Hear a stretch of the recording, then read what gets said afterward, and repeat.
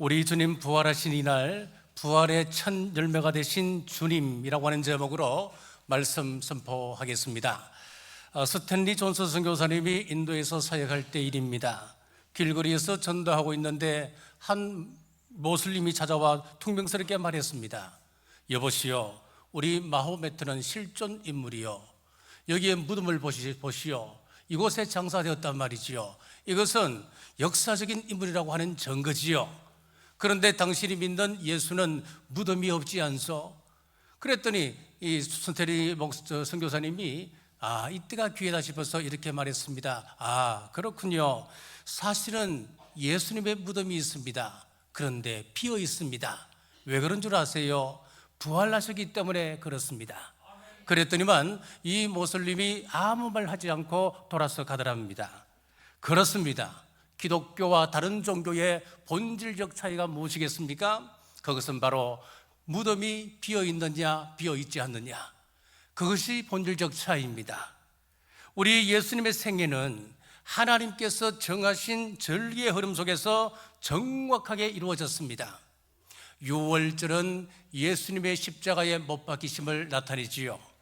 무교절은 예수님께서 무덤 속에 계시는 것을 나타냅니다. 초실절은 예수님의 부활을, 칠칠절은 성령님의 강림을, 나팔절은 예수님의 재림을 나타냅니다. 속죄일은 죄의 심판을, 초막절은 하나님 나라 완성을 의미합니다.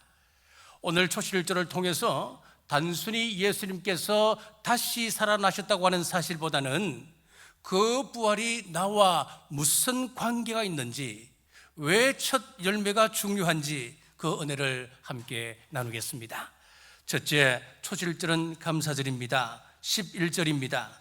제사장은 너희를 위하여 그 단을 여호와 앞에 기쁘게 받으심이 되도록 흔들되 안식일 이튿날에 흔들 것이며, 초실절이라고 하는 것은 하나님 앞에 드리는 감사제입니다.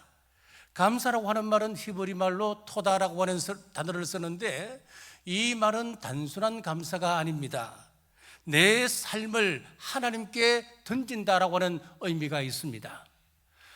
그리고 헬라 말로 카리스라고 하는 말이 있습니다. 이 카리스는 하나님께서 값없이 주시는 은혜를 이야기합니다. 그러므로 감사라고 하는 것은 하나님의 은혜를 깨달아 사람이 믿음으로 드리는 고백을 말합니다. 그래서 우리가 어떻게 감사하느냐, 그것을 보게 되면 그 사람의 믿음의 깊이를 알 수가 있습니다. 한 사람이 새벽 기도를 마치고 돌아오는 길에 지갑을 하나 주었습니다. 두툼했습니다. 보니까 수표도 있고 또 지폐도 있고 많은 상품권들이 있었습니다. 수소문하여 그 지갑을 찾아주었습니다. 그런데 주인이 고맙다는 말만 하고 아무런 사례를 하지 않는 것입니다.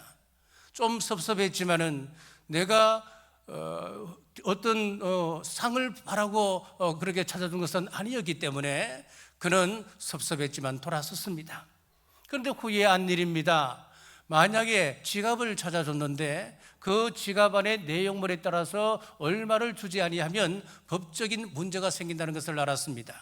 그때 적용되는 벌 제목이 뭔 줄 아십니까? 감사치 않는 죄라고 합니다. 사랑하는 여러분, 감사는 선택이 아니라 삶의 기본입니다. 가정에 감사가 있으면 행복해집니다. 직장에 감사가 있으면 형통합니다. 이 사회에 감사가 있으면 건강해집니다. 교회에 감사가 있으면 그 교회는 부흥을 경험할 수 있습니다.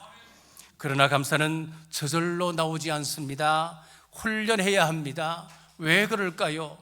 우리는 은혜를 쉽게 잊어버리기 때문에 그렇습니다. 은혜를 잊어버리면 감사는 사라지고 마는 것입니다.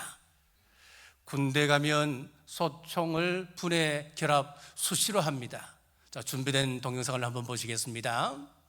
앞이 보이지 않는 야간 상황에서도 분해 결합을 실시할 수 있어야 됩니다. 그럼 눈 가리고 요간이 분해 결합하는 시범을 보이겠습니다. 가스열기, 잘송만 뭉치, 목자부터 밑에 뭉치, 장군기다비, 중간 뭉치, 가스할 때 고기 거침모, 공이, 누리 돌림모, 누리대시, 분해 끝 결합 시작, 누리대시, 누리 돌림모, 방금섭이 숫자를 쏘면 밑에 뭉치, 안에 전문 뭉치. 가스 전개, 무력도 전개, 폭발. 벌써!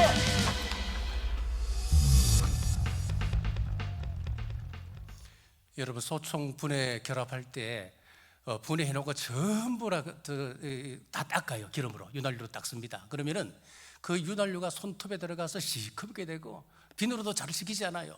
참 기분이 별로 안 좋습니다. 그런데 저렇게 하는 이유가 뭘까요? 위급한 상황이 닥쳤을 때에 무의식적으로 내 몸이 반응할 수 있도록 그렇게 만드는 거예요. 마찬가지로 감사도 훈련해야 어떤 상황 속에서도 감사가 우리 입으로 표현되는 것입니다. 우리는 늘 조건이 붙지 않습니까? 잘 되면 감사하고, 형통하면 감사하고, 기도 제목이 응답받으면 감사한다고 그러잖아요. 그러나 성경은 말씀합니다. 모든 일에 감사하라. 그러므로 작은 일에도 감사하십시오. 감사를 쌓아가십시오. 감사가 쌓이면 체질이 되고, 체질이 쌓이면 습관이 되고, 습관이 인격이 됩니다. 그 인격이 여러분의 삶의 방향을 이끌어갑니다. 감사의 절기를 지켜가면 이런 복을 약속하십니다. 출애굽기 34장 24절 같이 읽겠습니다. 내가 이방 나라들을 내 앞에서 쫓아내고 내 지경을 넓히리니 내가 매년 3번씩 여호와 내 하나님을 배우려고 올 때에 아무도 내 땅을 탐내지 못하리라. 아멘. 우리가 하나님의 절기를 지키기 위하여 올라갈 때면은 하나님께서 우리의 생업을 지켜주신답니다. 우리의 삶을 지켜주신다고 약속하고 계십니다. 더 구체적인 승리의 약속이 있습니다. 레위기 26장 8절입니다. 같이 읽겠습니다. 또 너희 다섯이 백을 쫓고 너희 백이 만을 쫓으리니 너희 대적들이 너희 앞에서 칼에 엎드러질 것이며. 아멘. 다섯이 백을 쫓고 백이 만을 쫓는답니다. 성패는 숫자가 아닌 것이라는 것을 알 수가 있지요. 이 전쟁의 성패는 우리 하나님이 어느 편에 계시느냐에 따라서 성패는 좌우되는 것입니다. 그래서 300명의 기도원 용사가 미디안 연합군과 싸워서 이기는 겁니다. 사랑하는 여러분, 하나님께 드린다고 손해가 되는 것 하나 없습니다. 시간을 드리면 하나님께서 더 많은 시간을 주십니다. 물질을 드리면 더 풍성한 물질을 주십니다. 헌신하면 더 큰 은혜로 우리에게 채워주십니다. 잠언 3장 9절에서 10절 같이 읽겠습니다. 내 재물과 내 소산물의 처음 익은 열매로 여호와를 공경하라. 그리하면 내 창고가 가득히 차고 내 즙틀에 새 포도즙이 넘치리라. 아멘. 이 처음 익은 곡식으로 하나님 앞에 하나님을 공경하면은 창고가 가득 차고 넘쳐 흐르게 할 것이다. 하나님은 결코 손해보게 하지 않으신다, 그 말씀이지요. 그러므로 감사를 선택하십시오. 감사의 언어를 선택하십시오. 감사의 행동을 선택하십시오. 그리할 때 하나님께서 우리의 삶을 지켜주시고 더 풍성한 것으로 채워주실 줄 믿으시기를 주님의 이름으로 축복합니다. 둘째, 초실절에 드리는 제사드립니다. 첫째는 요제를 드렸습니다. 11절입니다. 제사장은 너희를 위하여 그 달을 유 앞에 기쁘게 받으심이 되도록 흔들되 안식일 이튿날에 흔들 것이며. 자, 이 초실절이라고 하는 것은 이스라엘 백성들이 광야 생활을 끝내고 가나안 땅에 들어갔습니다. 들어가서 파종을 하고 첫 포도 수확을 할 때가 바로 초실절입니다. 그래서 첫 보리 이삭을 하나님께 드리는 것이지요. 자, 그런데 독특한 장면이 나옵니다. 제사장이 제단 앞에서 제물을 들고 앞뒤로 흔드는 것입니다. 그래서 흔든다 해서 흔들 요자를 써서 요제, 그렇게 말씀하는 거지요. 왜 흔들까요? 그 사람이 살아있는지 죽었는지 확인할 때 우리는 사람을 흔듭니다. 또 잠자는 사람을 흔들어 깨웁니다. 그러므로 요제는 우리 예수님의 부활을 상징적으로 보여주는 제사입니다. 그리고 중요한 시간적 의미가 또 있습니다. 11절 하반절에 보니까 안식일 이튿날에 흔들 것이며 라고 했습니다. 안식일은 토요일이지요. 안식일 이튿날은 주일입니다. 자, 이 초실절은 주일 아침에 하나님 앞에 드리는 제사입니다. 이 예언대로 우리 주님은 안식일 다음 날, 즉 주일에 부활하셨습니다. 주일 아침 여인들이 빈 무덤을 보았습니다. 엠마오로 향하던 제자들이 예수님을 만났습니다. 수많은 정인들이 부활하신 예수님을 만났습니다. 오늘 이 자리에도 부활의 주님을 만나는 역사가 있기를 주님의 이름으로 축복합니다. 그러나 부인하는, 믿지 않는 사람들도 있습니다. 마태복음 22장 23절에 보면 사두개인들이 나옵니다. 오늘날에도 여전히 부활을 왜곡하고 축소하는 이들이 있지요. 구약 시대로 이야기하면 사두개인들입니다. 예를 들어 알베르트 슈바이처 박사 같은 분은 아프리카 성자로 추앙받는 위대한 인도주의자였습니다. 그런데 이 사람이 성경 주석도 쓰고 그러거든요. 그런데 부활을 믿지를 못했습니다. 부활신앙은 희미한 사람이었습니다. 아무리 지식이 깊어도, 아무리 훌륭한 인격을 소유한 사람이라 할지라도 부활신앙이 없다면 생명이 없는 것입니다. 고린도전서 15장 17절 같이 읽겠습니다. 그리스도께서 다시 살아나신 일이 없으면 너희의 믿음도 헛되고 너희가 여전히 죄 가운데 있을 것이요, 부활이 없으면 믿음은 껍데기인 겁니다. 부활이 있어야 산 신앙이 되는 것입니다. 초실절에는 요제만 있는 것이 아니고 다른 제사도 함께 드렸습니다. 12절에서 13절 같이 읽겠습니다. 너희가 그 단을 흔드는 날에 1년 되고 흠없는 순양을 여호와께 번제로 드리고 그 소재로는 기름 섞은 고운 가루 10분의 2 에바를 여호와께 드려 화제로 삼아 향기로운 냄새가 되게 하고 전제로는 포도주 4분의 1 힐을 쓸 것이며. 아멘.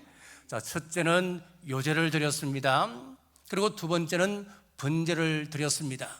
이 번제는 흠없는 어린 양을 완전히 태워서 올려드리는 제사입니다.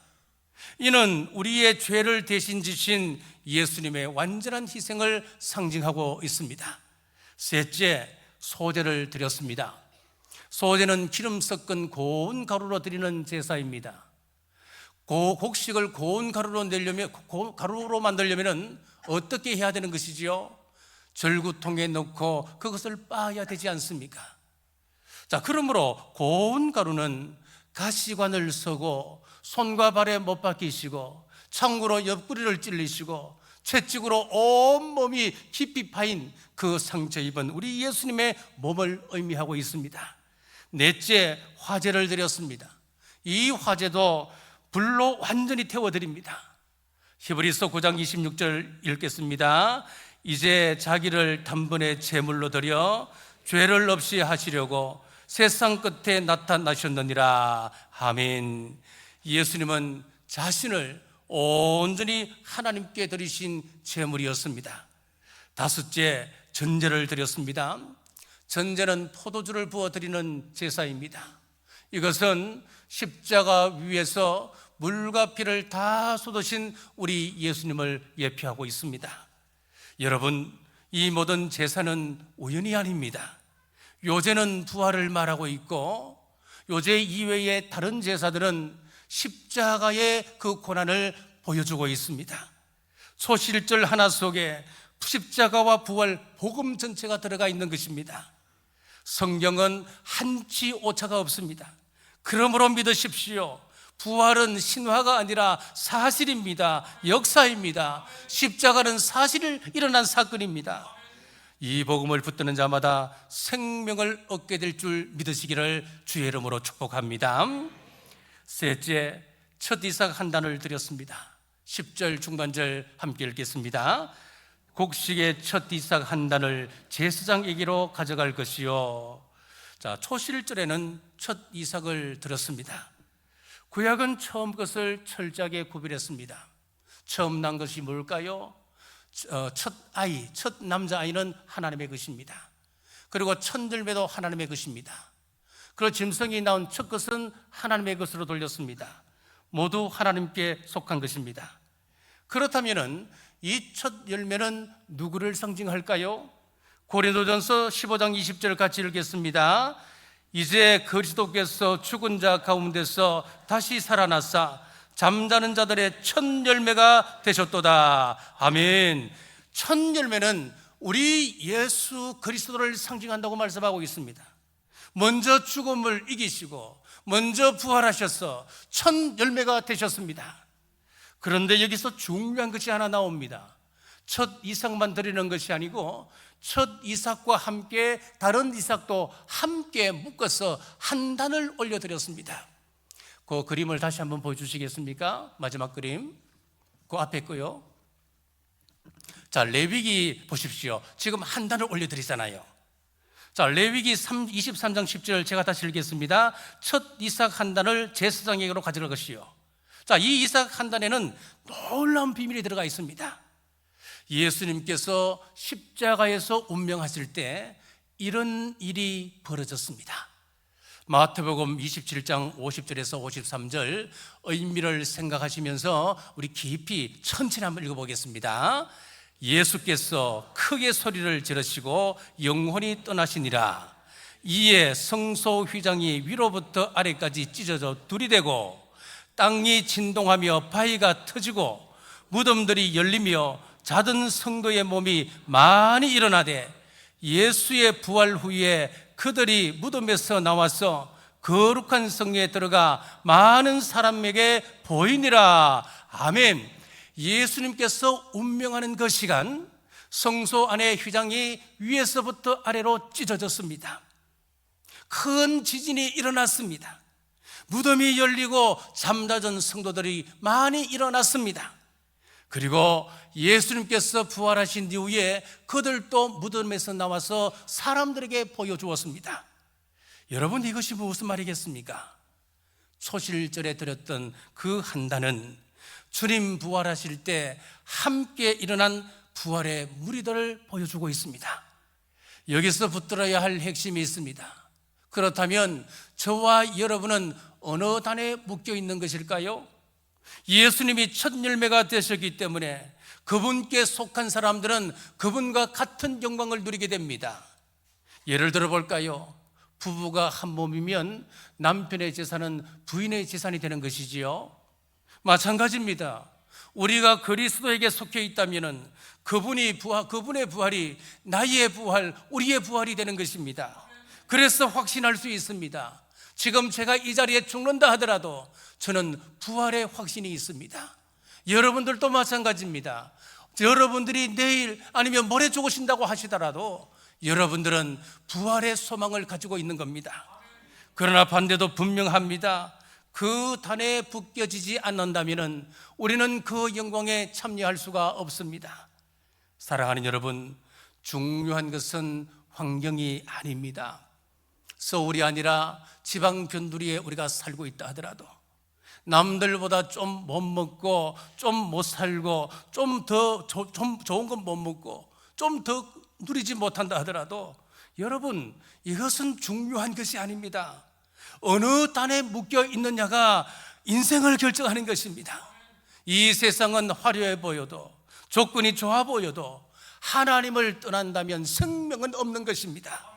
반대로 하나님께 속해 있으면 생명과 소망이 있습니다. 하나님을 존중하는 자는 하나님께서도 우리를 존중해 주십니다. 우리가 하나님을 귀히 여기신다면 하나님께서도 우리를 귀히 여겨주십니다. 성경은 거듭 말씀하고 있습니다. 같이 읽겠습니다. 고린도전서 15장 22절에서 23절입니다. 아담 안에서 모든 사람이 죽은 것 같이 그리스도 안에서 모든 사람이 삶을 얻으리라. 그러나 각각 자기 차례대로 되리니 먼저는 첫 열매인 그리스도요, 다음에는 그가 강림하실 때에 그리스도에게 속한 자요. 아멘. 부활의 순서가 있습니다. 먼저 첫 열매이신 그리스도이시고 다음은 그에게 속한 자들이 일어납니다. 자, 그러면 부활의 순서가 이런데 그 이후의 삶은 어떻겠습니까? 계시록 20장 6절 같이 읽겠습니다. 이 첫째 부활에 참여하는 자는 복이 있고 거룩하도다.